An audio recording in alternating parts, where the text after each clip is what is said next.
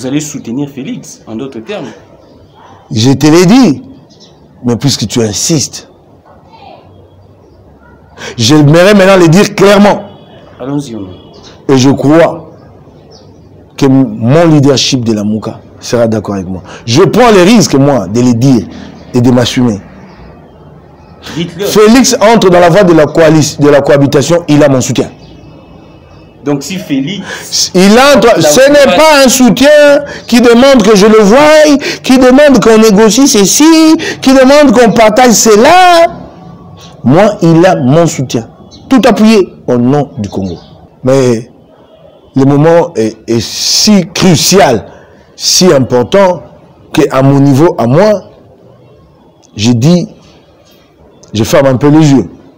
Vous fermez les yeux, pourquoi? Mais c'est la population. C'est un moment crucial qu'il faut laisser à Félix. S'il ne le capte pas, c'est dommage pour lui. C'est le moment d'aujourd'hui, pas demain. J'ai dit oui. Là, il a l'occasion de se rattraper. Il a l'occasion de rebondir. Là, un bon politique, hein, c'est quand tu es dos au mur, que là, tu trouves des ressorts pour repartir. Je vous dis que nous sommes en backup, nous sommes en embuscade, et nous lançons un appel à Félix. Un appel patriotique à comprendre que le moment est arrivé.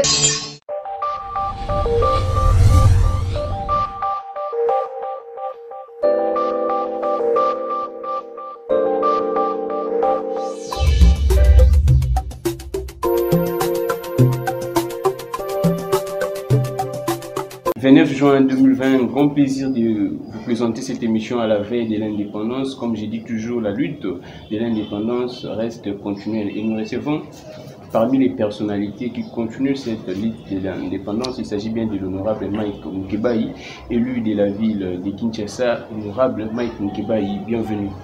Merci.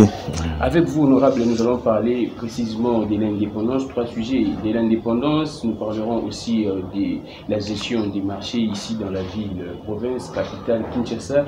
Et enfin, finir avec la crise FCC Cash. Honorable Mike Moukebaï, vous êtes parmi les personnalités qui continuent cette lutte de l'indépendance ici en RDC. Qu'est-ce que vous pouvez dire depuis 1960 jusqu'à aujourd'hui? Comment est-ce que vous voyez l'évolution? Je commence par souhaiter une bonne fête d'indépendance à tous les Congolais. Je sais qu'ils vont la passer, cette fête, dans une misère noire. Ils n'ont droit à rien, ni l'eau, ni l'électricité, ni les minimums en ce qui concerne les manger, ni la scolarité des enfants. Ils n'ont rien. Je ne peux m'empêcher de leur souhaiter bonne fête de l'indépendance et de leur dire qu'il faut continuer à y croire. En fait, ils peuvent tout nous prendre. Le régime Kabila peut tout nous prendre. Mais il y a une chose que nous ne devons jamais céder. C'est la foi dans un Congo prospère et meilleur. Nous perdions tous les ressorts qui nous permettent de rebondir en tant que peuple et de repartir. Ce qui est dangereux. C'est comme ça que j'appelle les Congolais à ne jamais perdre l'espoir, à ne jamais perdre la foi. Je souhaite également bonne fête de l'indépendance à tous les leaders de la Mouka, Martin Fayoulou, Moïse Katumbi, Adolphe Mozito, Jean-Pierre Bemba et à tous les miens. Honorable Mike Moukebaï, on parle de l'indépendance, mais la population dit que politiques qui sont en train vraiment de manipuler cette population, d'instrumentaliser cette population. Si c'est ce que la population dit, je te dis vrai. D'accord, je partage cette approche, je partage cette analyse. Ce qui se passe, c'est quoi? C'est que ce pays devient indépendant. Plutôt que de comprendre l'indépendance comme le moment le plus fort dans la construction d'un État et de se dire que nous nous projetons dans l'avenir pour qu'un jour cette indépendance se matérialise dans la vie de chacun d'entre nous. Non, nous les politiques depuis 60, ce que nous avons fait, c'est qu'en fait nous avons récupéré cette indépendance à notre profit. Nous avons construit des institutions à la mesure de nous-mêmes, individus, et ces institutions, lorsque quelquefois elles nous échappent et qu'elles s'affirment en tant qu'institution démocratique, nous utilisons la voie de la force pour récupérer ces institutions à notre profit. Donc nous sommes là comme politique, pas pour penser des politiques publiques au profit de nos populations, mais nous sommes là comme politique de manière consciente ou inconsciente, mais je pense que ce soit plutôt de manière consciente, organisée entre nous en se disant nous profitons de cette situation, nous profitons du Congo et nous nous montrons par la suite généreux envers le Congo, les Congolais. Ça veut dire que là où le Congolais a droit à 100, le politicien lui prend 90 et par la suite lui amène 2. En surplus des 10 qu'il reçoit de l'État. Malheureusement, il se trouve qu'il y a une catégorie de Congolais qui se laissent aller à ce jeu-là. Qui disent, ah, ces gens sont généreux, ces gens sont bien, ces gens sont sensibles à nos peines, à nos douleurs. Non, les politiques, s'ils sont sensibles aux douleurs, à la peine des Congolais, c'est dans l'ensemble. Ce n'est pas pour aller vers un groupe de Congolais et se montrer généreux envers eux. C'est dans l'ensemble, nous considérons les aspirations des Congolais et nous y apportons des réponses. Regarde en ce moment-ci, par exemple, nous traversons une crise grave et elle s'aggravera davantage après la pandémie du Covid-19. Qu'avons-nous fait, nous, politiques, pour partager cette peine avec tous les Congolais? Chaque fois qu'il nous est posé la question de répondre aux besoins de la population, surtout en ces temps de pandémie, il n'y a pas d'argent. Mais pendant ces temps, nous avons de gros salaires. 8 000, 10 000, 15 000, et il y a même ceux qui reçoivent des dotations qui ne sont pas connues du grand public, dotations présidentielles, dotations du Premier ministre. Nous aurions dû en ce moment-ci nous dire, nous nous serrons tous la ceinture. S'il y a un sacrifice à consentir, ce sacrifice doit être équitablement réparti. J'ai lancé cet appel plus d'une fois envers Félix, je remarque qu'il reste insensible. Comme s'il ne m'écoutait pas, comme s'il ne m'entendait pas. Je lui ai dit d'aller dans la voie de partager ces sacrifices de manière équitable du sommet au dernier des Congolais. Ça signifie quoi? Ça signifie que nous concédons tous en ce qu'il nous soit pris quelque chose sur nos revenus pour aider les Congolais dans leur ensemble. Si nous devons accepter, par exemple, qu'il nous soit pris 10% ou 20% sur chaque député provincial à travers le pays, sur chaque ministre provincial, sur chaque ministre du gouvernement central, sur le Premier ministre, sur les députés nationaux, sur le président de la République, sur le Sénat, le président du Sénat, mon cher ami, cela ferait combien d'argent? Des millions de dollars. Des millions de dollars. Mais la population estime que vous parlez comme ça dans les médias, mais concrètement, en réalité, là-bas, dans vos institutions, vous réclamez... Non, moi, je ne peux, non, les gens, parlez de moi, ne m'imputez pas la position des autres. J'ai jamais pris la parole un seul jour pour revendiquer une augmentation. J'ai jamais pris. Je crois que ce qui m'est versé est largement suffisant. Je suis désolé de le dire, certains autres ne seront pas d'accord avec moi, largement suffisant. Ça me permet de nourrir les miens, ça me permet de faire mon travail de député. Je ne peux pas demander plus. Et si nous pouvons... Peut-être que je suis au même niveau que les députés belges, peut-être plus. Ok, mais je ne peux qu'utiliser ce que j'ai de plus fort, c'est ma parole. Ce n'est que par ma parole que je peux exprimer ce que je pense et essayer de pousser les autres à s'engager dans la même voie que moi. D'ailleurs, je ne suis pas le seul. Cet avis est partagé par plusieurs. Et si nous pouvons savoir actuellement, un député provincial est payé combien? Non, j'ai déjà donné... j'ai déjà parlé de la rémunération des députés provinciaux, donc c'est connu du grand public. Je crois que tu pourras les dire toi-même. En tout cas, si tu vois bien, mais c'est une question qui me met souvent en difficulté avec mes collègues. Je suis désolé de le dire.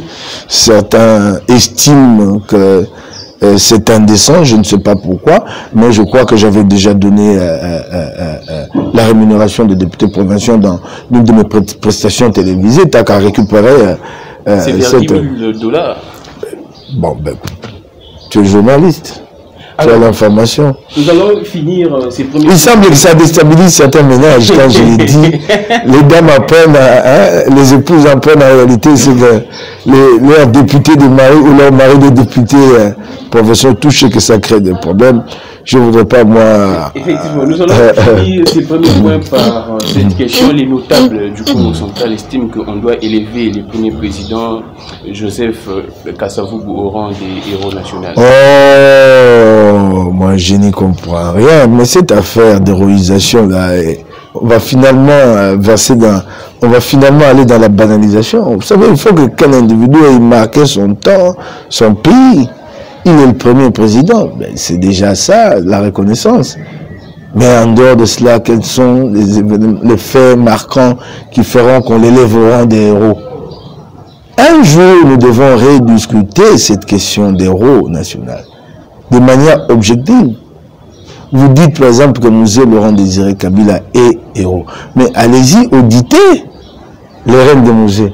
Sous Musée, un officier supérieur de l'armée appelé Massassou Nindaga Anselme est arrêté ici, soupçonné d'avoir fomenté un coup d'État. Il est transféré en catimini au Katanga. Il est jugé en 48 heures sans qu'il ait présenté, qu'il soit assisté des avocats. 48 heures pour une affaire aussi grave d'atteinte à la sûreté d'État. En 48 heures, nuitamment, il est jugé en sa compagnie, une dizaine d'autres suspects. Ils sont jugés en 48 heures, condamnés à mort et exécutés. Exécutés sommairement. A fait une exécution extrajudiciaire. Nous ne l'avons jamais su. Personne. J'étais encore jeune journaliste.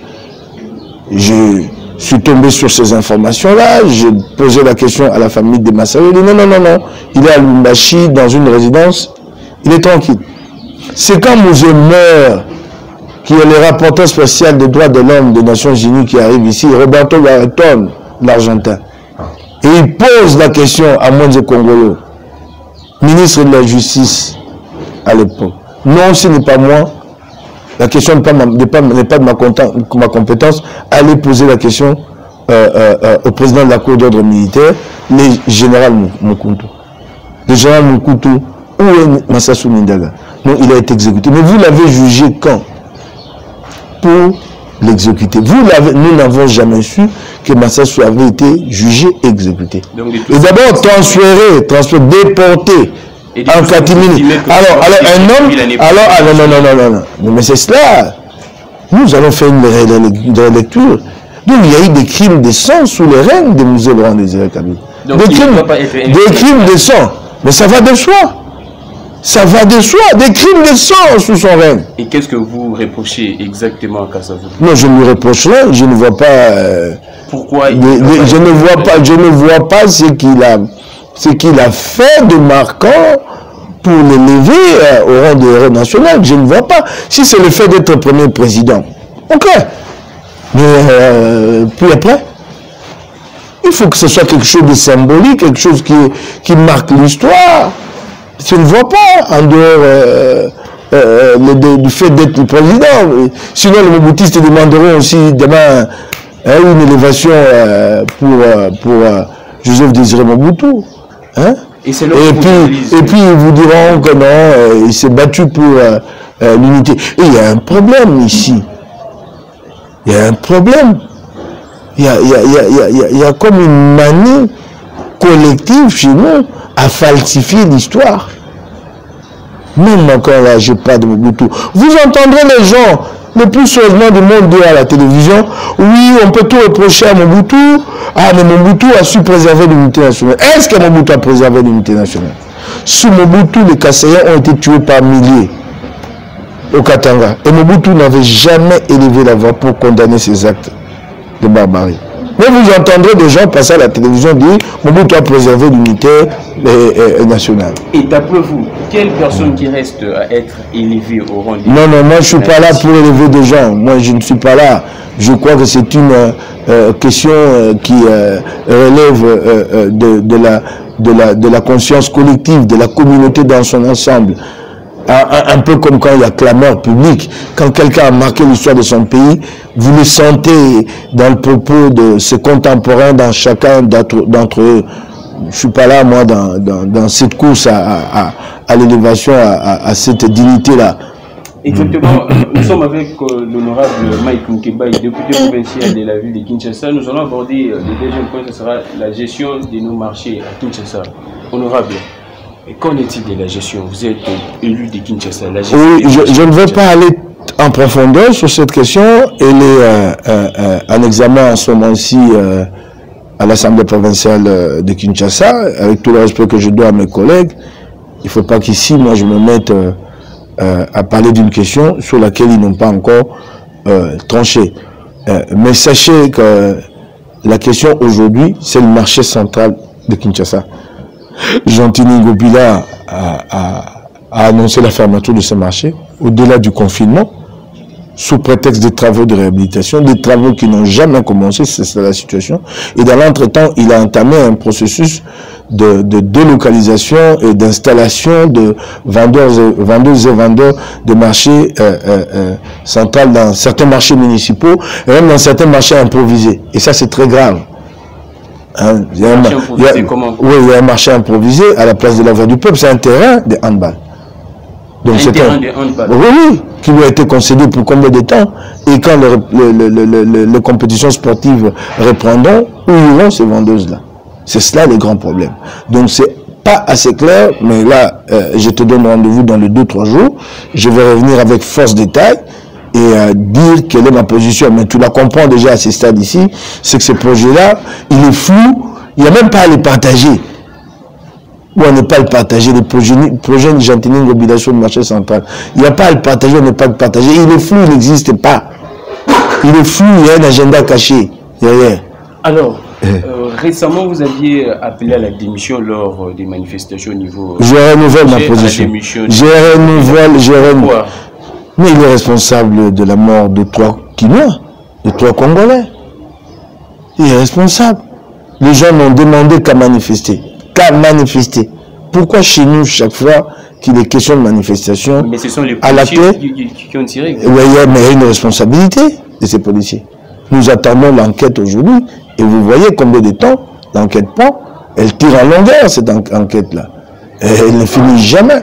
Il y a une responsabilité. Évoqué l'électrocution. De quoi? Je l'avais dit et je crois que ça a été démenti par la suite. Il avait commencé Kassongo, général, par dire qu'il y avait 2 morts. Bilan qu'il a lui-même revu à 3. Électrocution, il n'y a jamais eu électrocution. J'étais descendu moi-même sur terrain. Les gens sont tombés dans un caniveau. Et c'est la suite de cette chute dans ce caniveau, quand ils ont été sortis de là, que 2 ont été sortis inanimés et morts. Sont-ils morts du fait de la chute ou de l'étouffement? Je ne sais pas. Mais il n'y a jamais eu un rapport d'un médecin légiste ici. C'est ce qui est très grave. Donc c'est des chiens.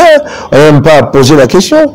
Quand il dit électrocution, lui, Kassongo, il est général, il doit avoir un rapport officiel qui constate de quoi ces 2 Congolais étaient morts.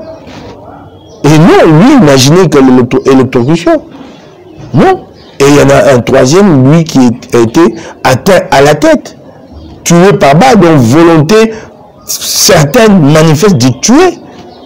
Et ça, Kassongo n'a jamais répondu. Je regrette infiniment. Alors, honorable, un petit crochet avant de prendre les derniers points, ça sera la crise FCC cash. Mais concernant les déconfinements de la commune de Gombe, qu'est-ce que vous pouvez dire étant que député provincial? Sur la gestion. Oui. Ah, mais la gestion, il faudra bien l'auditer. Il faudra bien l'auditer. Mais tous les commis à la gestion de la crise qui sont au checkpoint, ils se plaignent matin, midi, soir, ils ne sont pas payés. Mais où va l'argent? Les fameux 10 millions ont servi à quoi? Il faut auditer la gestion de ces fonds-là. Il faut auditer la gestion de ces fonds-là. Rien à faire, il faut auditer la gestion de ces fonds-là. Mais les Kinois aussi ne croient plus à cette pandémie. Qu'est-ce que vous pouvez dire? Non, ça c'est très grave. C'est très grave. Prenons la pandémie au sérieux. C'est vrai, apparemment, la Providence nous a épargnés. Il n'y a pas eu autant de morts ici qu'ailleurs. Mais ce n'est pas pour autant que la maladie n'existe pas. Hein, prenons la pandémie au sérieux. Nous allons vivre avec elle. C'est maintenant ça, c'est clair. Et nous devons continuer à observer les mesures barrières. Prenons la pandémie trop au sérieux. Elle est imprévisible, cette pandémie. Elle peut vous surprendre, revenir avec plus d'acuité qu'avant. Elle peut vous surprendre. On a vu les villes qui ont été déconfinées, se réconfiner. Prenons-la au sérieux, cette pandémie. Nous n'avons pas encore, la science ne l'a pas encore maîtrisée. Hein? Prenons-la au sérieux. Alors, la condamnation de Vital Kamerhe, 20 ans de travaux forcés, Oui, quelle est votre réaction? Ce n'est pas que je m'en réjouis, moi je ne peux pas me réjouir de du malheur de quelqu'un, c'est pas que je m'en réjouis, mais je crois que ça a été juste, au vu des faits. 57 millions, Samibo. Le contrat était-il conclu? Y avait-il eu passation de marché avec avis de non-objection? Non. Le marché était à 26 millions de dollars avec Bitakura. Lui, il passe à 57 millions. Et le DG de la Direction générale de contrôle du marché public vous dit, j'ai jamais accordé l'anneau sur les 57 millions. Mais lui, Kamerhe écrit au ministre des Finances, décaissé. Et grave, il dit, même sur les réserves d'échange, prenez l'argent. Sur l'argent de toute la communauté. Mais on reproche à Kamerhe qui est gardé en réserve. On va prouver ces détournements. Oui, mais les détournements, mais il est clair, ces détournements, quand vous vous permettez. D'abord, les tout premiers détournements, vous allez les chercher où?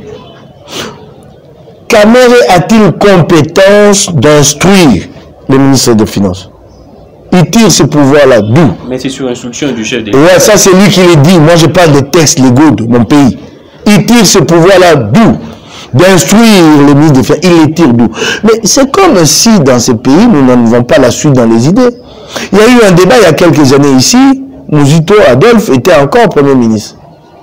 Lumanu Bouanassefou Adolphe, directeur de cabinet. Il a instruit le Premier ministre. Il lui donne l'injonction de ne plus procéder à des mouvements de fonds, à des décaissements. Il y avait eu tous les généraux ici contre Lumanu. Tous, et je pense qu'à l'époque, Kamerhe était déjà dans l'opposition, il a participé à ces débats. Je n'ai vraiment pas pleinement souvenance, mais j'imagine que sa position ne pouvait être que celle qui était partagée par les autres opposants. À savoir que Lumanu n'avait pas compétence pour donner injonction au Premier ministre, au gouvernement de la République. Nous le savons tous. Kamerhe arrive comme directeur de cabinet. Quelle est la première décision qu'il prend? Instruction au ministre, aux membres du gouvernement de ne plus faire des décaissements. Mais c'est le chef de l'État. Oui, c'est lui qui le dit. Alors, comme lui a appris qu'on gère ce bas de chèque, ce que le chef te dit verbalement, ben c'est son problème. En voilà les conséquences. C'est lui. Première décision, ne décaissez plus. Ne décaissez plus. Il tire ce pouvoir-là d'où? Il tire le pouvoir-là d'où? 57 millions Samibo. Mais plus grave, il y a 57 millions Ousmane. C'est lui qui écrit lui-même. Là, cette fois-là, il écrit à la direction générale. Mais c'est le président aussi qui a décidé ces marchés. Je vous dis ceci, c'est Kamerhe qui le dit. C'est lui qui dit, alors si le président est impressionné par un ouvrage, et qui dit c'est bon, alors maintenant là, il te donne un chèque en blanc pour que tu passes outre toute la procédure. C'est le président qui lui a demandé de brûler la procédure. C'est le président qui a pris une partie de ses pouvoirs de président et dit, prends, maintenant tu peux écrire à la direction générale de contrôle des marchés publics. Ça se passe comme ça? Il écrit, et on lui dit, oui, mais voici les conditions. Ah non, non, non, lui se contente de lui et il demande le décaissement. 2 millions de dollars ont été décaissés. Ça, c'est pas un détournement, ça? Hein? Et les fonds remis à Mouima, c'est pas un détournement? On dit pour frais accessoires. C'est quoi les frais accessoires? C'est ça, hein? Si vous voulez chercher dans les finances publiques, là où les gens vont, vous verrez des libellés flous. Quand vous voyez un libellé flou, frais accessoires. Non, un marché est passé, conclu, 57 millions de dollars sont décaissés, mais on sort de l'argent pour dire accessoire. Quel accessoire? Donc dans tout ça, vous dédouanez le président Félix? Je ne le dédouane pas. Je constate que les juges ont été conséquents et ont tenu compte du fait que Kamerhe devait répondre de ses actes. De ses actes à lui qu'il a posé. Le reste, maintenant, Ben, il dit que c'est le président. Et encore, il faut aller trouver là où le président le lui a dit. Il dit que c'est le président, il dit que c'est le président. Je suis sûr que si vous demandez au président de la République en privé, vous direz, moi, je ne lui ai jamais demandé ça. Mais quand certaines langues dans la Mouka estiment que le président de la République est les commanditaires, si je peux dire, moral. Je partage cette position, si je pense que le président de la République doit répondre. Je le trouve, je le juge politiquement et moralement responsable. Ça s'est fait sous sa responsabilité dans son propre cabinet. La décision que Kamere prend. Mais c'est là que vraiment vous voyez qu'il y a intention criminelle depuis le début. C'est-à-dire quoi? Dès que Kamere arrive, il retire d'abord les signatures au ministre. Donc ça dit qu'il y a une planification, il ne prépare.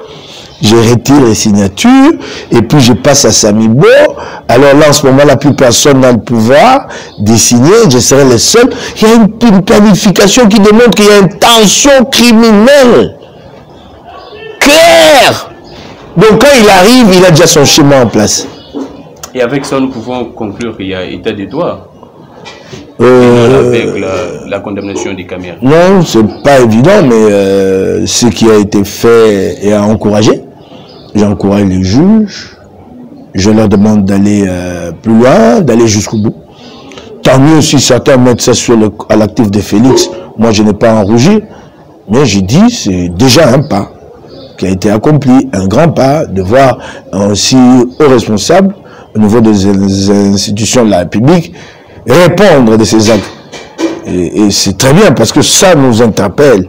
Nous croyons que nous étions dans un laxisme installé pour jamais, et que personne ne pouvait un jour répondre. Hein, je suis sûr que là, les gens vont être très prudents, circonspects, quand ils vont poser des actes. C'est déjà bon, mais il faut poursuivre. Il faut aller plus loin. Vous savez, des fois, je suis gêné un peu quand j'entre en contradiction avec le Félix et les autres. Des fois, je me demande si nous avons droit à la contradiction politique au Congo. Le Congo a un problème. Il a d'abord besoin de la construction d'un État. L'État n'existe pas. C'est pourquoi des fois je me gêne. Que l'État n'existe pas. L'État n'existe pas dans ces manifestations régaliennes. Mais quand les gens meurent chaque jour à Goma, à Bukavu, partout à l'Est, ça démontre que l'État n'existe pas. Ça ne peut pas se faire aux États-Unis. Nous allons prendre cette question. Hein? Quand vous êtes incapable de donner ne fût-ce que des masques aux Kinois, l'État n'existe pas. C'est pourquoi des fois je dis, nous devons faire un effort. Mais écoute, la politique est ce qu'elle est. Vous ne pouvez pas lui demander à la politique un temps de se mettre sous les boisseaux, un autre temps d'être actif. Mais pourquoi des fois je dis, si nous pouvons atténuer les contradictions et aller plus vers la construction d'un État, créons cet État, devenons véritablement un État, et alors dans cet État, le débat démocratique pourra se dérouler librement. En fait, c'est une vie de l'esprit, hein, j'ai réfléchi à voir. Je ne dis pas qu'il faut supprimer la contradiction, ne prenez pas comme ça. Mais la réduire dans chacun d'entre nous, hein, pour que nous allions vers la fondation d'un État, et qu'alors, dans cet État, nous puissions nous exprimer librement et démocratiquement. Vous êtes un acteur majeur de la politique congolaise. Que dites-vous parmi nos frontières, nos 9 frontières, 7 sont déjà envahies par les groupes armés, si je peux dire. Voilà. Étrangers, voilà, tu me demandais si l'État n'existe pas. Et quelle est la solution? Mais tu as la réponse. Quelle est la solution selon vous? Qu'est-ce que nous devons faire exactement? Vous voulez chercher la solution? En fait, nous sommes piégés. Le régime Kabila nous a piégés. En faisant quoi exactement? C'est-à-dire que ça a été voulu. Ça a été voulu que les groupes armés se multiplient, que les groupes armés se pérennisent. Et de la sorte, vous vous dites, si Kabila n'est pas là, comme c'est lui qui a la main mise sur l'armée, s'il n'est pas là, c'est pas évident qu'un autre pourrait instaurer la paix et la stabilité. Ça a été voulu. Donc, on a créé un épouvantail, des épouvantails, et il y a quelqu'un qui a dit, il n'y a que seul moi qui sait comment éteindre ce feu. En fait, on a été un peu, c'est comme si lui, voilà, il y a une expression française qui m'échappe, je la cherche, que quelqu'un qui allume les feux lui-même et qui vient l'éteindre. Hein, le pyromane qui vient éteindre le feu, c'est ça, comme ça que ça a été conçu. Il y a des complicités entre ces groupes armés et des officiels ici. C'est une situation qui profite à beaucoup. Donc vous affirmez qu'il y a complicité entre... Oui, je l'affirme. Il y a beaucoup. Excusez-moi, je n'ai rien contre les généraux de l'armée de mon pays. Mais il y en a qui sont dans les affaires à l'Est. Il y en a à qui cette instabilité profite, qui sont dans les mines, des cassiteries, de ceci ou de cela. On croyait qu'avec l'avènement de l'opposition dans le pays, ça pourrait changer. C'est une question. La réponse que je peux apporter à cette question est si sensible et si complexe que ce n'est pas ici le lieu, à mon point de vue, de la présenter. C'est une question fondamentale et une question essentielle pour la survie, pour l'avenir de la République démocratique du Congo. Vous remarquerez que Félix Tshisekedi est au pouvoir depuis 1 année et demie, mais que de ce côté-là, rien n'a changé. Donc, en fait, cette situation lui échappe complètement. Il s'agit à nous, la Mouka, de réfléchir aujourd'hui et de comprendre sur quelle manette appuyer pour que ce ne soit pas le cas demain, pour que nous ne retrouvions pas dans la même situation que Félix aujourd'hui, que donc demain nous n'ayons pas, nous, à constater notre impuissance. Mais l'intelligence sur cette question, nous l'avons. Et le moment venu, nous présenterons la solution. Nous prenons les derniers points, c'est la crise FCC-Cash. On assiste aujourd'hui à des scènes macabres, même si je peux dire comme ça. Qu'est-ce que vous dites, honorable? Bon, ça c'est clair, c'est pas une crise. Bon, une crise FCC-Cash, c'est récurrent, c'est permanent depuis le début. Hein, FCC-Cash, Kaboundou qui saute, tel... Bon, ça regarde le FCC et le Cash. Nous n'avons pas à nous mixer là-dedans. Mais celle-ci, cette crise ici, elle n'est pas crise FCC-Cash. C'est entre le FCC et le Congo. Comment ça? Cette initiative de 3 lois liberticides, démocraticides d'Oba Minakou ne passera pas. Nous, la Mouka, nous nous tenons prêts. S'il persiste dans cette voie, nous lancerons l'appel pour une grande mobilisation dans la rue. Ça ne passera pas. Et je ne peux pas comprendre. Hein, le Congo n'a plus besoin des individus comme Minakou. Le Congo a besoin des individus qui voient grand. Des individus qui vont amener le Congo à la stabilité, à la prospérité. Pas qu'ils sont il est dans les calculs mesquins. Hein, il est bien chez lui, il a une grosse résidence à ma campagne, il roule carrosse, il vit bien, pendant que 80 millions de Congolais croupissent dans la misère. Mais il y a eu une disposition. Je vous dis ici, je vous dis, laissez-moi terminer. Ça ne passera pas. J'étais en train de dire ceci, que je ne peux pas comprendre qu'à ce stade, les Minakou et autres ne captent pas cette soif de changement qui monte chez les Congolais. Regardez l'intérêt que les Congolais ont manifesté au procès Kamere. Ce procès a été suivi par 30-40 millions de Congolais. C'est dommage qu'on n'ait pas de thermomètre en termes d'audience ici pour qu'on sache combien de Congolais ont suivi ce procès. Mais regardez cet intérêt. Les Congolais veulent que ça change. Alors, monsieur Minakou, sachez-le dit, tu seras surpris. Cette soif, cette volonté, elle est tellement forte que celui qui se mettra en travers sera balayé. Je te préviens. Alors, je te préviens que celui qui se mettra au travers de cette soif, de cette aspiration, sera balayé. Je te préviens. Il ne s'agit pas d'un conflit entre FCC et Cash. Il s'agit d'un conflit entre FCC et le Congo. Qu'est-ce que vous répondez? Et nous nous dressons. Et je peux assurer ici à nos frères de l'UDPS, nous avons fait des choses ensemble. À un moment donné, certaines choses ont fait que chacun a pris son chemin. Nous constatons, je le regrette un peu dans une certaine mesure aujourd'hui. Mais sur cette question-là, ils peuvent s'assurer de notre soutien. Ce n'est pas un soutien que nous leur apportons, eux, en tant que UDPS. C'est pour défendre le Congo. C'est pour défendre l'avenir de nos enfants. Et ça, Minakou et les siens peuvent compter sur notre détermination. Et je ne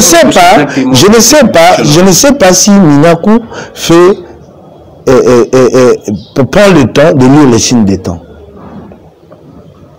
Il remarquera s'il il a la capacité de faire la prospective, il remarquera à chaque fois que nous allons vers une confrontation certaine et qui risque d'arriver à une grave déflagration, il remarquera que son chef Kabila recule et préfère, si ce n'est pas la voie du compromis, la voie du débauchage. En 2015, quand il est sous pression, la rue gronde, Kabila a reculé sur la loi électorale. Donc, en 2018, en mai 2018, quand il se rend compte que la carte Chadari il risque de lui péter entre les mains, Kabila a cherché plutôt à aller vers un autre compromis qu'il a trouvé avec l'UDPS. Donc son chef comprend très bien les choses, plutôt que lui. Son chef comprend. Son chef sait. Il connaît les intentions de la communauté internationale. Il sait quelle est l'étincelle que la communauté internationale cherche. Et l'étincelle là, c'est celle qui s'est allumée. Vous êtes d'accord? Celle qui s'est allumée, Mina, où tu as allumé ça. Vous êtes d'accord? En fait, il ouvre vraiment la porte pour permettre à la communauté internationale d'accomplir son dessein sur Kabila.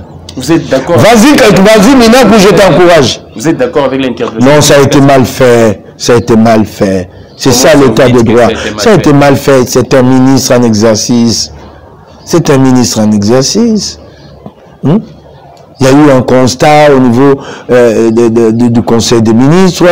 Il a pris une initiative sans en informer ses supérieurs. Et le lendemain, vous venez assiéger sa maison, comme si ça s'agissait d'un malfrat que vous venez prendre, avec des risques qui se défendent armes à la main. Non, c'est pas comme ça. C'est pas comme ça. Mais rien à voir avec le juge. Je dis, le juge, vous faites votre boulot. Rien à voir avec le juge.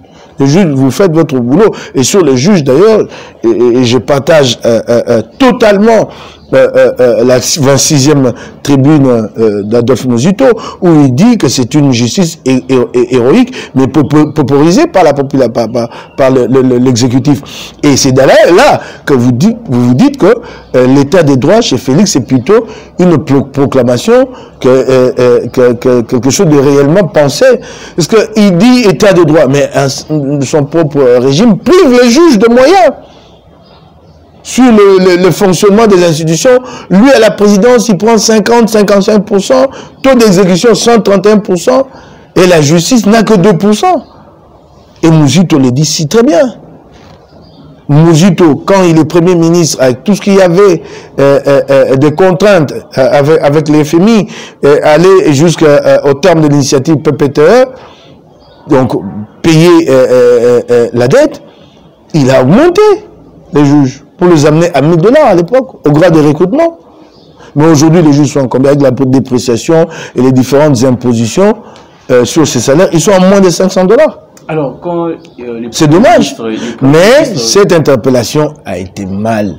Les premiers ministres menacent la démission. Ah, laisse-moi ce premier ministre. Je lui dis que le cabinet, là, à la primature, qu'il ne prenne pas pour le siège d'un parti politique. S'il veut créer le parti politique, il a assez. Mais il réunit une partie des ministres et ils prennent position. Il n'avait qu'à tenir sa réunion en dehors du siège du gouvernement. En dehors du siège du gouvernement. Oui, c'est très grave ça. Il n'avait qu'à tenir cette réunion en dehors du siège du gouvernement.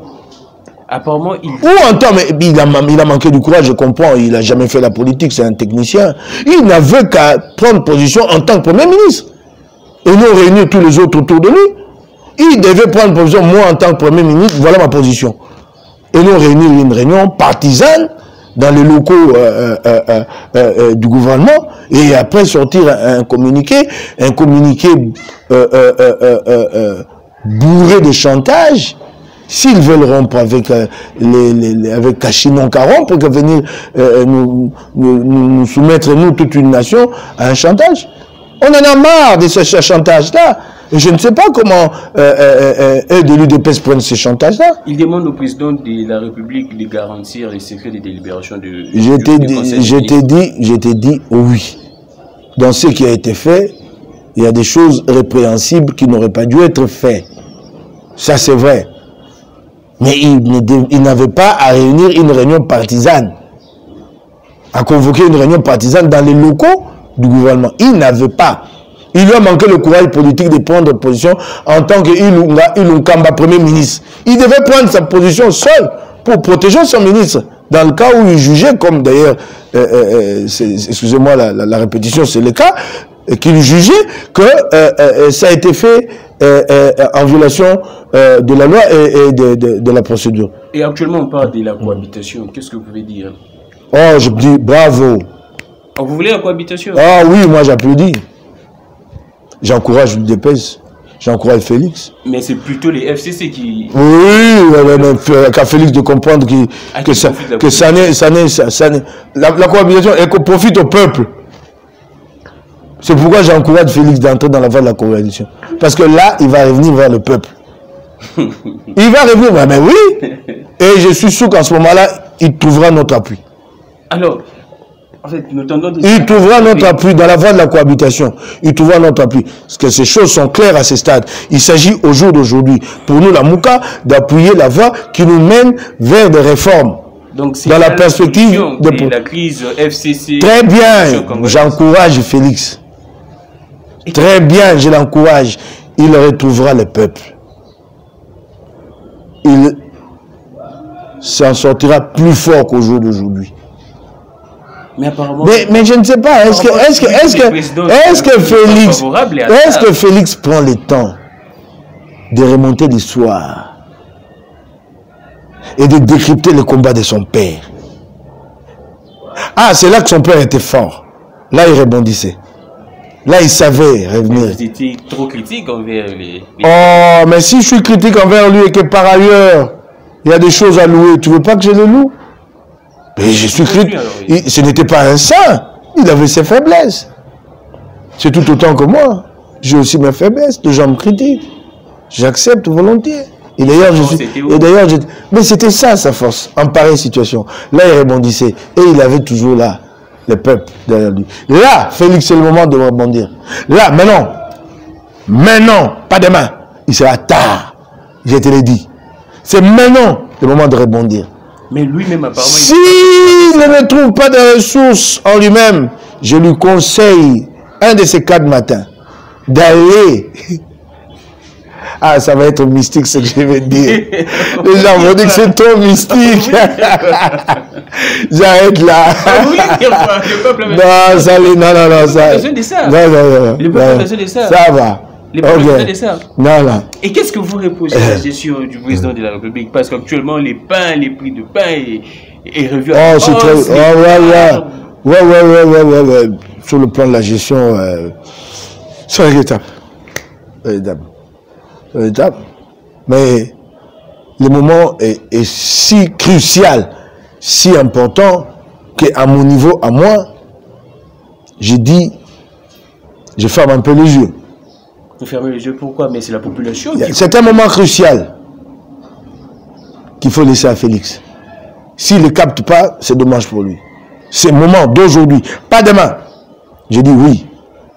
Là, il a l'occasion de se rattraper. Il a l'occasion de rebondir. Là, un bon politique, hein, c'est quand tu es dos au mur, que là, tu trouves des ressorts pour répartir. Il doit faire quoi exactement? Un bon politique. Il doit faire quoi exactement? Bon, je ne suis pas son conseiller, moi. Mais c'est pour le bien du Congo. Si Félix réussit, c'est la nation congolaise qui gagne. Ben, je crois qu'il y a des gens brillants dans son entourage. Il est Luduran. Je ne suis pas le seul à penser ce que je pense. Je ne pense pas. Je ne peux pas avoir cette prétention. On finit par la santé de la Mouka. Comment va la Mouka? Ah, très bien. Parce que là, nous sommes en embuscade. Comment ça? Oui, nous sommes en embuscade. Vous êtes heureux? Nous ne sommes pas heureux. C'est ce rôle que nous avions voulu jouer. D'être là en backup pour sauver le Congo. Voilà, nous allons jouer notre rôle bientôt. Alors, à Félix, de faire attention. Ou nous le jouons ensemble avec lui, nous sauvons le Congo, ou lui sera de l'autre côté, il en paiera le prix. Mais non, là, c'est le rôle que nous cherchons. Nous avons imaginé cette situation depuis 18 mois. Et nous y sommes presque, et nous y allons. Voilà. Nous sommes en backup, nous sommes en embuscade pour sauver le Congo. Je l'avais dit. Recherchez mes analyses. Quand les gens nous disaient qu'il fallait soutenir, je dis non, si nous y allons avec lui, nous allons gaspiller nos énergies. Là, maintenant, notre rôle, là, maintenant, nous allons le jouer. Nous allons le jouer dans les 6 mois à venir. Pleinement. Dans les 6 mois. Dans les 6 mois à venir. Nous allons le jouer. En faisant quoi exactement? Mais je vous dis que nous sommes en backup. Nous sommes en embuscade. Et nous lançons un appel à Félix. Un appel patriotique.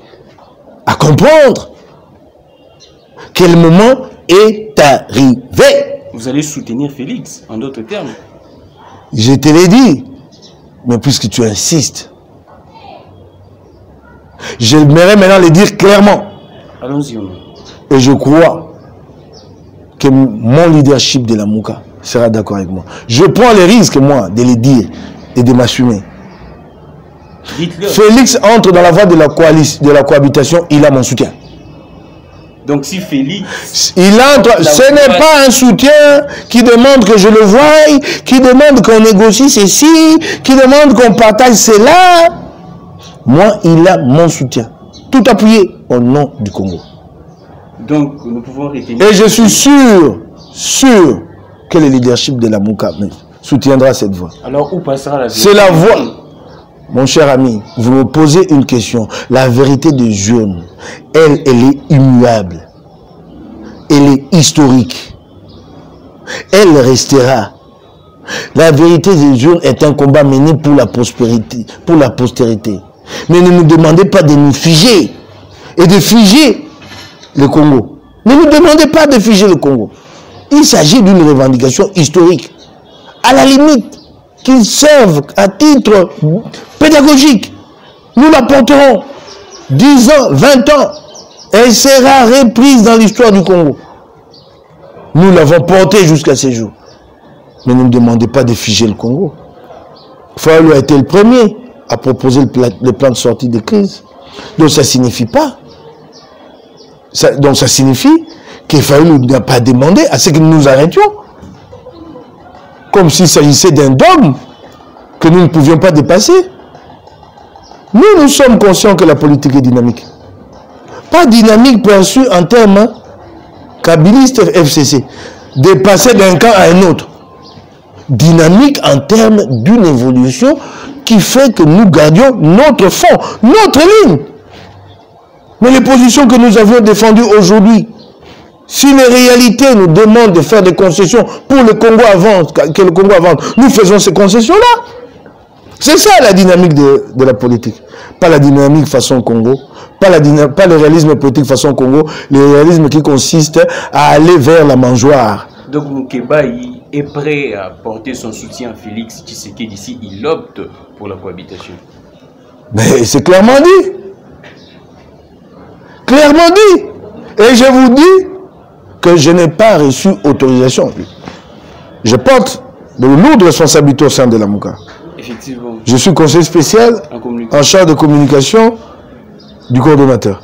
Oui, en parlant... Donc, ce que j'ai dit, j'aimerais être clair là-dessus, n'engage que moi. Mais en même temps, j'ai dit, puisqu'il s'agit de l'intérêt général, puisqu'il s'agit de la voix de la nation, je ne pense pas que je serai démenti par mon leadership. Je ne pense pas. À moins qu'il y ait un leader ou un autre qui aille dans une voie pour un compromis avec Kabila. Parce que je sais comment Kabila fonctionne. Là, quand il commence à vous dire nous allons rompre, ça signifie qu'ils sont peut-être en discussion avec un leader quelque part. Mais quand... Ils vont le prendre pour le substitut de Félix. Si se trouve qu'un leader prend cette voie-là. Mais pour ceux qui sont dans la voie du Congo, je suis convaincu qu'ils partageront ma position. Mais quand les... Mais ce n'est pas évident que tous accepteront. Quand l'UDPS... Quand je dis tous, je parle de la Mouka dans son ensemble. C'est un point de vue que je donne et que j'assume. Nous sommes à un moment important. Moi, j'ai toujours aimé. Hein. Vous remarquerez qu'à chaque moment de l'histoire, je prends mon courage. Je prends, je dis, c'est ça. Et je l'ai dit. Je passe mon temps à réfléchir. C'est tout ce que je sais bien faire. Je passe mon temps à analyser. J'ai été journaliste, chroniqueur politique, analyste, observateur de la scène congolaise pendant plus de 20 ans. Donc je sais voir, comprendre et anticiper. Quand l'UDPS estime que vous, la Mouka, vous courtisez déjà avec les FCC, avec l'affaire... Non. Ah non. Ouais, non. Il y a eu, si je peux le dire ainsi, une alliance de circonstances. Jean-Jacques Mamba a écrit à Kaboul. Il y avait une alliance. Tacitement. Vous voulez que je dise ça pour faire tomber Kaboul? Jean-Jacques Mamba en avait-il les moyens à lui seul? Ou affirmer qu'il y avait une alliance. Mais Tacite, oui, mais je l'ai dit. Tacite, ce n'est pas été signé, mais sur un point donné, le FCC et une partie des députés nationaux de la Mouka se sont mis d'accord. Mais les gens peuvent dire déjà que Moukeba est sur la voie de quitter la Mouka avec ses propos. Quoi? Pour aller où? À l'UDPS. Pour aller faire quoi? À l'UDPS au cash, pour aller faire quoi? Je suis ici, je suis député, je me sens à l'aise dans mon combat. C'est là que ma conviction trouve du répondant. Je suis à l'aise ici. Je suis député provincial, payé par la ville de Kinshasa. J'ai donc un minimum, j'ai dirais un maximum pour survivre. Je n'ai pas d'autres activités qui me rémunèrent, je n'ai que cette activité-là. Je suis en train de préparer à relancer mes activités personnelles. Mes médias, je vais les relancer d'ici là. Mais les confier à d'autres pour que j'ai assez de liberté pour faire mon travail de député. Donc je me sens bien là où je suis. Je me sens bien. Très bien même. J'ai du respect et dans le combat de mes leaders. Je vois ce qu'il fallait le faire. J'admire, formidable. D'ailleurs, c'est un homme qui a eu un parcours exceptionnel. Vous savez, vous connaissez tous les risques qu'il a pris ici. Et puis un jour, candidat commun, je vois ce que Katumbi fait. De quitter le sommet de sa situation sociale, de descendre au niveau des Congolais d'en bas pour dire « je vis avec eux, je partage avec eux ». C'est un renoncement de soi. C'est pas donné à tout le monde. Je vois ce que Mozito apporte sur le plan intellectuel. Chaque jour, ces tribunes pour l'avancement de ces pays. Je suis à l'aise. J'ai des très bons leaders. Je les admire. Chacun dans ses forces. Et si c'est la question qui taraude aussi à l'esprit de plusieurs Congolais, si le confinement continue et les leaders de la Mouka qui sont confinés à l'extérieur du pays, qu'est-ce que tout? Non. Il faudrait. Le confinement ne va pas être prolongé indéfiniment. Sinon c'est l'humanité qui s'arrête. Regardez, pour 3 mois, 6 mois, le monde est déstabilisé, l'économie planétaire est mise à mal. Non. Bon, écoute, mais il faut considérer que la Mouka, c'est avant tout un état d'esprit. Merci beaucoup, honorable. On finit par cette question de Godin Poyi. Quelles sont les relations actuellement avec Godin? Très bonnes. Nous nous sommes vus chez Franck Diogo, nous nous sommes réconciliés. Ah, sérieux? Oui, il y a eu des images. Nous sommes réconciliés. Oui, réconciliés, oui. Puisque, à un moment donné, ça passait pour un conflit personnel. Mais ça n'a jamais été un conflit personnel. Et c'est d'ailleurs pourquoi j'ai été très favorable à la réconciliation. La réconciliation a permis que je dégage ma responsabilité en tant qu'individu Moukebaï. Je n'ai pas de haine personnelle à l'endroit de Godin Poyi, mais que de l'autre côté, mon travail de député, avec les cautionnements que j'ai évoqués, reste entier. Et ça, c'est à la plénière de l'Assemblée provinciale de Kinshasa de s'assumer. Donc je fais la part des choses entre l'individu Moukebaï et les députés qui s'en est remis à la volonté de la plénière. Et comme je l'avais dit, comme je l'avais dit, j'avais remis tous les éléments que j'avais, je les ai remis à qui de droit sur les questions. Et ces questions seront débattues, et je crois que c'est là, journaliste, de faire le travail. Ces questions seront débattues à la session de septembre, si jamais il n'y a pas session extraordinaire. Ces questions seront débattues à l'initiative de la plénière. Ce ne sera plus l'individu, Moukebaï. De sorte que je serai à l'aise en ce moment-là. De sorte que la plénière aura à départager, à établir des responsabilités. Mais émolument, je peux vous dire que l'option a été levée. Il s'agit maintenant pour la commission à laquelle ce travail a été confié de déterminer la hauteur. L'option a été levée et là, j'ai dit merci à mes collègues. Donc vous allez percevoir. À mes collègues députés, donc à la plénière, l'option a été levée qu'on me remette dans mes droits. L'option a été levée, clairement, que Mukebai doit être remis dans ce droit. Ça a été levé et dit dans un rapport, le rapport du comité des sages, présenté en plénière et adopté. Donc voilà, il règne un climat... Ce n'est pas à l'issue de cette, si je peux dire, de cette bonne relation qui... Non, c'est un travail, je l'avais déjà dit, annoncé, que cette question avait été confiée au comité des sages. La réconciliation qu'il y a eu chez Franck Diongo entre le président Godin Poyi et Mike Mukebai, ça a été une initiative qui n'avait rien à voir avec l'Assemblée provinciale de Kinshasa. Merci beaucoup. Okay? Rien à voir. Un dernier mot sur la mort de Pierre Lumbi. Oui, une perte sèche, c'est que cet homme représentait. Moi, j'ai beaucoup travaillé avec lui, hein. J'avais une relation très intime avec lui. Et c'est cela, la relation intime, elle n'était pas connue du grand public. Nous avons fait énormément de choses ensemble. Énormément. Activement, il y a des choses que je ne peux pas dire à ces stades. C'est que nous avons apporté au grand mouvement de contestation populaire sous la bannière du CLC. C'est une très grande perte.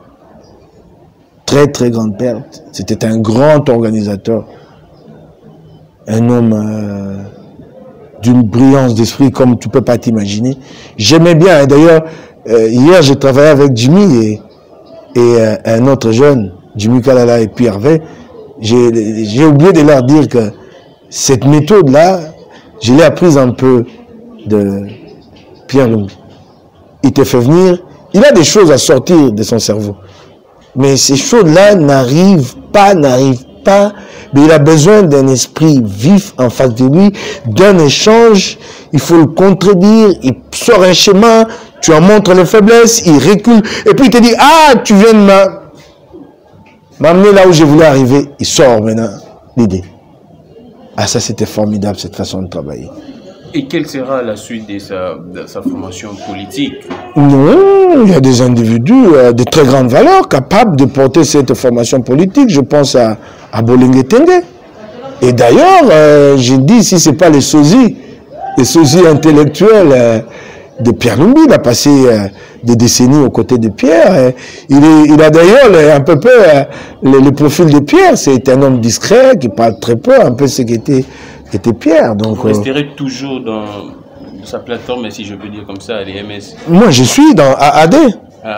Et AAD a fusionné avec d'autres forces pour créer ensemble pour la République. Donc, je ne dirais pas aujourd'hui que je suis dans AAD, je dirais plutôt que je suis dans Ensemble pour la République. Mais au départ, avant d'être AAD, j'étais presque membre fondateur du PDG, le parti de Modeste Mutinga. Et au passage, j'encourage et je partage la dernière position qu'il a publiée, qui demande une convention pour que nous discutions ensemble sur les prochaines élections. C'est formidable. Ce que le PDG a fait, c'est formidable. Et c'est là que je trouve que c'est un homme qui pense à la République, après tout ce qu'il a écrit. La République des inconscients, et maintenant à ce moment que je trouve crucial, comme je l'ai dit tantôt, voilà, le PDG sort une déclaration qui montre très bien la voie, très bien.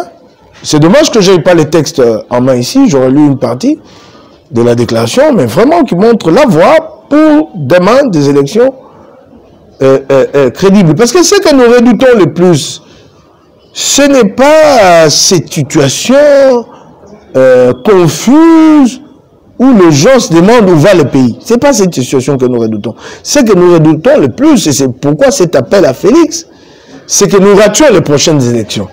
Et là, le Congo va sombrer. Un dernier mot, j'allais oublier d'ailleurs les remplacements de Corneille Nangaa à la CENI. Oh, nous on n'y est pour rien. Ça ne regarde même pas cette affaire. Ça ne regarde pas. Mais ça va dépendre. Mais je comprends.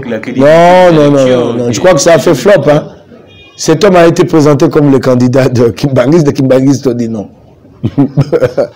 Je crois que ça a fait flop. Kabila a reculé.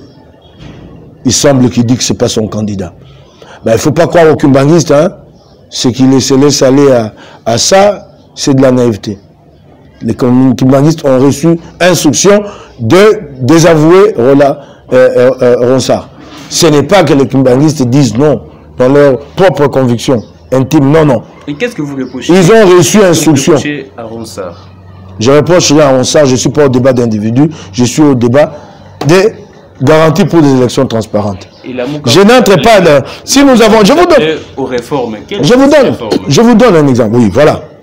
Nous sommes en 2018. Des élections sont organisées. Je prends l'exemple des législatives. Nous allons devant la Cour constitutionnelle et la Cour constitutionnelle change les résultats. Change du résultat. Change du tout au tout. Donc vous affirmez que... Il y en a, oui, ce qui a été fait, elle-même, elle est revenue sur sa décision, non? Elle a reconnu, non? Elle a invalidé. Et puis revalidé. Mais vous savez pourquoi la Cour constitutionnelle l'a fait? Il suffisait de mettre une disposition dans la loi pour éviter ça. Nangaa proclame les résultats législatifs. Il les proclame. La nuit, tel est élu, tel est élu. Il fallait mettre quelque part une disposition contraignante pour que les résultats des législatives soient publiés sur le site de CENI, aussitôt annoncé. Qu'est-ce que la Cour a fait constitutionnelle? Elle n'a profité que de l'ignorance. Personne ne connaissait ces résultats et la Cour a commencé à tripatouiller. Si chacun connaissait ces résultats, beaucoup ne seraient pas partis en contestation. Il suffisait de mettre ça là. Que la CENI publie tous les résultats sur son site. Là, c'est la première... Vous pensez que si les résultats étaient... Je te donne un exemple. Vous pensez que si les résultats étaient publiés sur le site de la CENI, on pouvait tripatouiller sur le cas Raphaël Kibuka, par exemple, qui avait 26 000 voix. Si c'était connu, publié par la CENI. Parce que nous le savions tous, mais ce n'était pas publié par la CENI. Je vous donne un exemple. Rien que ça.